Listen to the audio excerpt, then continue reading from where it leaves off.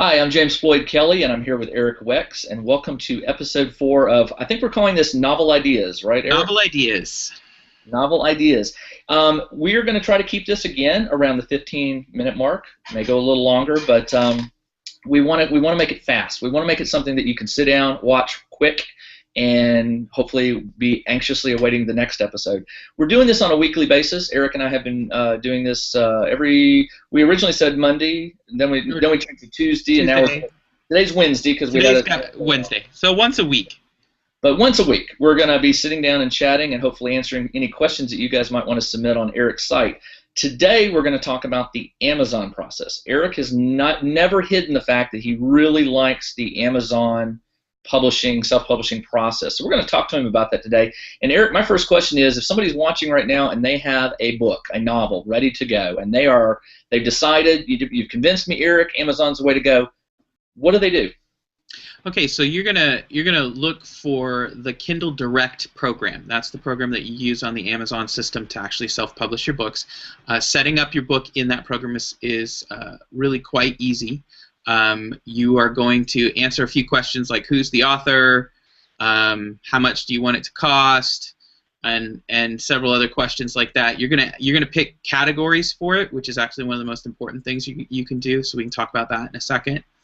Then you're gonna upload either a PDF, or hopefully you've already made it into a Kindle book, and you've already looked at it on some kind of Kindle software, whether that's on your tablet or on your phone or on your computer. You can do that. So there are a lot of programs out there. I use Scrivener, and that lets you export as a Kindle book. And so you would have exported it already. You would have looked at it on the Kindle to make sure it's formatted correctly, so that it's translating correctly when it exports.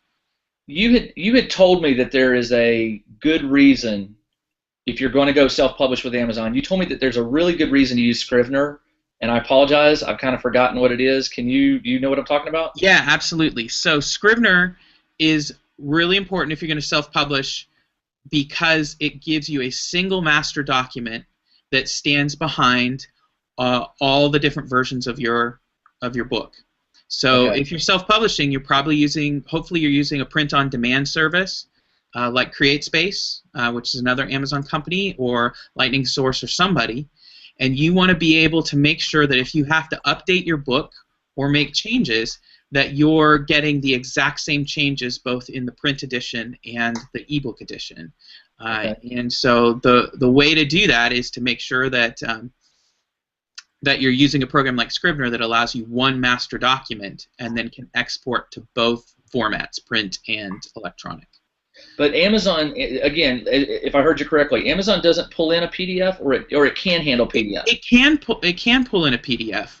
I don't. The problem is then you're leaving up to the Amazon algorithms to how it translates to a book. So if you do it in Scrivener, you sort of get you kind of know what it's going to look like page to page when you're coming on a Kindle app, for example. Yes. So I export from Scrivener to a .mobi file, right? The Kindle file.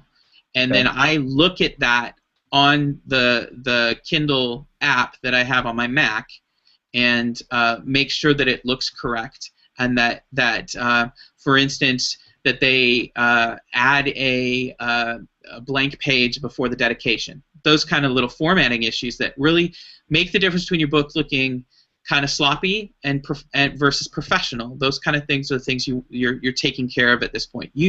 One of the things I would say for self-published author, it is hard enough to get respect from readers because you're choosing to publish this without it going through a formal publisher. You have a lot to overcome if you want readers to accept your book. One of the things you don't need to do is add to those things that they have to overcome by publishing something that doesn't look professional, that doesn't have the best quality possible. So this is why I want control of what I'm uploading to Amazon, right? I want to make sure that what I upload is what they're going to give me.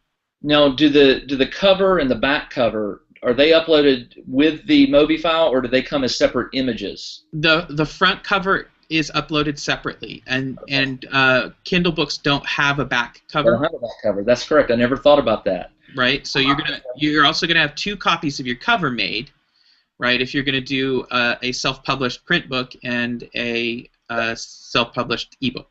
That's right, because they have different dimensions, don't they? Mm-hmm.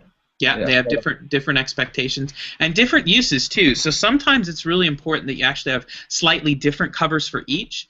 I mean, for instance, the first exposure to your cover on Amazon is a small, tiny, 150 by 150 icon style image of that cover, and you want to make sure that whatever you use for the cover at least works in that size and is enough to draw the reader's eyes to the right to read the title, right? Okay. So the cover is the first knockout, even on Amazon, right? And if your cover kind of stinks, people won't look at the title. If they don't look at the title, they don't look at, and don't like the cover and the title, they won't look at your blurb.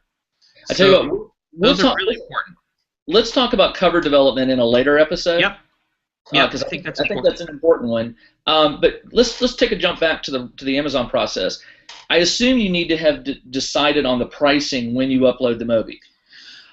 Yes, you're going to make your pricing decisions when you upload, and I think that it's really important that you have an idea what you want to do at that point.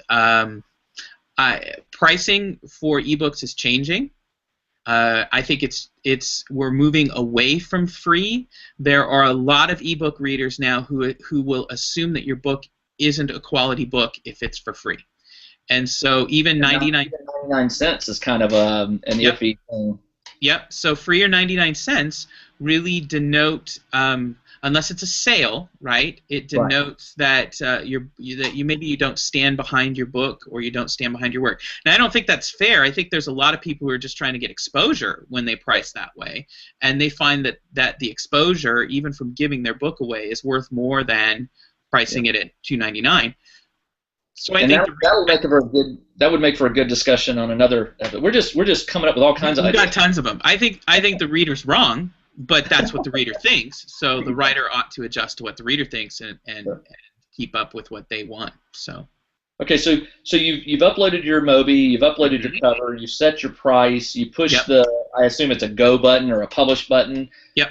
How long until that is it instant? Does Amazon say it's a 12 to 24 hour process, depending on what they're doing. The one piece that we missed, though, before you hit that publish button, you have to pick categories. And this is actually one of the most vital things going on. You want to make sure that you're looking at categories. And the game here is exposure, right? So, while I may want to rule space opera with my writing, that is a much more difficult category to rule than the Galactic Empire category. Oh. Right? And so. Okay, explain the difference. What if I love world building in science fiction. I love epic. So tell me what the difference is between galactic versus space opera. It really is whatever the author wants. So the author is picking the categories. Okay, and so you make that up? No, you don't make it up. There are set number of categories that Amazon has for you, and you can get your book. Your goal is really, I think, to get your book into as many of them as possible, which gives it the best chance of exposure when it starts selling. Okay. So you want it to be in a lot of categories. The trick is by that you get better exposure in some of the smaller categories because it's easier to be seen. Okay. Than it is in some of the larger categories. The balancing act is you don't sell as many to get that exposure. So is there a limited number? I mean, you get 5 choices? You can pick 5 categories. 2 choices. Two categories. And then the other piece to know is what you do with your keywords may get you into extra categories. So when Amazon gives you 7 keywords, choose carefully because it can help you get into other categories as well. I got to write this down because, man, we've got like the next 2 months worth of discussions here. No joke. Keyword discussion. That's a big one. I never thought about the fact that, if you're limited to 7 keywords and 2 categories, those 2 conversations are episodes in themselves, really. They're really important. And probably the only thing that's more important is your blurb. the blurb is the piece that appears right below the price on Amazon. Is that what you're talking about? Or just a little ways down the page. It's your book description. We call it in the industry. We call them a book blurb. That is, since no one can read your book before they read it, right? Since they can't try the product before they buy it, they can try a sample, right? But in order for them to even try a sample, they have to read your blurb and be intrigued by it. And so writing a quality book blurb that will make readers ask questions and leave them desiring to look for more is really, really an essential skill and incredibly difficult. And it's not an easy thing to do. I assume there's a limit there too, word count or number of characters or something? There isn't a limit, but you should never get close to if there is. I don't know if there is, but you should never get close to it. I've seen book blurbs that read like a page, and they're terrible. No reader is going to get to the end of them. Right, three paragraphs is my limit. I like the most. Yeah, and you need to really be getting that sale, in my opinion, in the first line. So my opinion is that the reader buys the book with the first line of the blurb, the first sentence. Everyone dies, right? Yep, and the rest of it is confirmation of whether they made a good decision. Gotcha. Right? So it's one of those things where the book is bought with the image, the title, and the first sentence, and everything else they do, from reading the rest of the blurb to reading reviews to reading the sample, is all confirmation of whether or not they were correct in their initial assumption. Okay. So, well, I'll tell you what, I've got a bonus question for you that's not related to Amazon, but before we get to that, before we get to it, I wanted to ask you, is there anything else you want to, we can always come back and address this topic again if anyone asks any questions, but is there anything else you want the viewers to know about the Amazon process? The Amazon process is not a guarantee of sales. Sure. So you cannot depend on, you know, there were in the early days, Hugh Howey being the classic example of people who threw a story up there, did little advertising, and it took off, right? That is still possible. It's very hard, right? And so you need to be working on building your audience, and that's a whole lot of topics. It's more than one episode, yeah. Right. We need to talk about building an audience, and you need to be working on that on your own outside, whether that's blogging, social media, all sorts of things that you can be doing. Going to conventions, talking about your book in front of live audiences, which is one of my favorite things to do. Whatever you like, and this is where it fits your personality. Whatever you do well, do it, right? Whatever you do well to market yourself, do it, and become very good at it, and promote your book. So. Sorry, I'm taking notes. Yeah. That's book promotion is a whole series of episodes that we should do. So I don't want people expecting like, oh, I got this novel in my drawer and I'm just going to throw it up on Amazon and it's going to go. If you're not willing to self-promote, you're going to end up with 2 sales a month at the most. Got it. Well, here's my bonus question for you. I'm really excited about this. You've been working on, I don't want to call it a sequel, maybe you call it a sequel, but you've been working on the next book in your PAX Imperium universe. It's called Rubicon. It's not called Rubicon, it's called The Far Bank of the Rubicon. Far Bank of the Rubicon. We call it Rubicon. There you are. But Rubicon, you just had some good news for me before we started recording. You said that it has been handed back to you from the editor. My copy editor has gotten the whole thing back to me, so I'm in the process of inputting those changes into my master document right now, and then hopefully by early next week, the Far Bank of the Rubicon is a formatting project for me. Okay. The official launch date is August 10th. Kickstarter backers, you will get it early. So Kickstarter backers will have it early, and the rest of the world sees it on August 10th. The first week of August, I will be on vacation, so we will not be chatting that week. I will be reading Rubicon. There you go. You'll have a book to go with you. Okay. So let me ask you this. Let's talk about Rubicon for real quick. You wrote the draft, right? Yep. Then you said you had some beta readers, I believe, that maybe sort of helped you refine the story, and then you handed it off to the copy editor? Yes. I'm a big believer in the beta reader process. So I think of the beta readers as my development editors. Now, I don't do beta readers like a lot of folks do. There are some folks who will open a beta read up to their whole audience, and they will kind of aggregate the feedback and make changes, and that's fine. I think that's a good process to go through. A wide net, though, isn't it? It is, and I think that I just have one reader two readers actually in particular who are so good that I feel like I can involve them in the process along the way and help keep me on track. And we talked about that previously in another episode. So the beta reader process is important, and then after that, every self-published book needs to go to a professional copy editor who can make sure that your commas are in the right place and your there's are correct and all that stuff that every writer needs help with because they won't see it in their own work. So I don't use a development editor because I feel like my beta readers are strong enough that I don't need to. But I think I really like using a copy editor. So you'll take the suggestions from your copy editor, you'll fit them into the book, and then you do what, another read through, or you maybe get another beta. Do you have another beta reader that reads the final? No, actually, I probably won't do a final read-through of the book at that point. I might in this case because I haven't ever felt like in this particular case that I've seen the whole thing together fast enough to know pacing and that kind of stuff. I pretty much the copy editor is my very last in my process is my very last step. Okay. So I will add and that's because it's a true copy edit. It's commas. It's you're missing an and. That's TWO instead of TOO like it should be. Those kind of issues, right, that need to go. And so the content edit really is already done before it goes to the copy editor. But you know what? Let's loop back to the Amazon process because you told me something that I thought was really cool about Scrivener and Amazon and the whole Mobi. And if I read your book and I find an error, and I'm kind enough to just send you an email and say, hey, Eric, by the way, on page 49, you wrote TOO and it's really TWO. You told me something really cool about the Amazon process versus a traditional publisher. Yep, those edits can be changed almost instantly. So I get those back, and particularly with my fiction.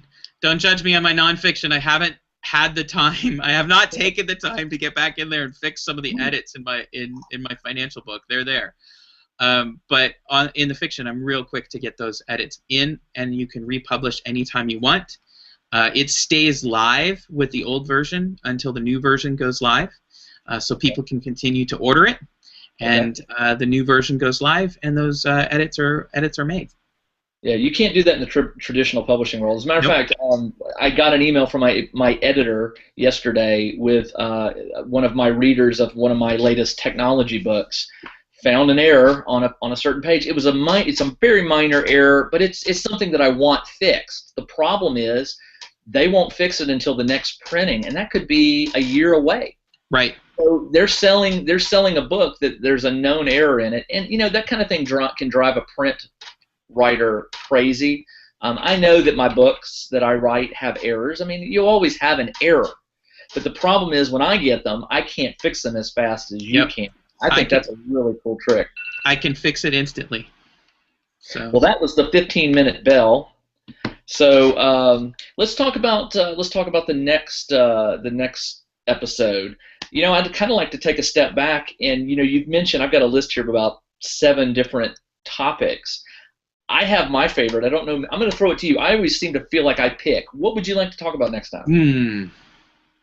You've mentioned marketing, the cover, the blurb, the keyword. Let's talk about professionalism. So let's put cover and those kind of issues under making a professional product, and that matters. That matters more than anything if you want to make a career out of selling your own books. I think that's a great idea. Eric, let me ask you one quick question, because when I saw the cover of Rubicon, I was really impressed. It was that space opera theme with the guy, you know, over the keyboard or over the starship, and in the background you could see the space. You know, it was great. It was really well done, and that's a book I would have picked up in a bookstore. Yeah, I think cover makes all the difference in the world. We'll talk more about that next week. But Andre Wallin is a fantastic artist. And I did purchase a non-exclusive license to that, so we'll talk about what that means next week. And I was so excited to find him because one of my favorite looking movies of the last few years was the movie Oblivion.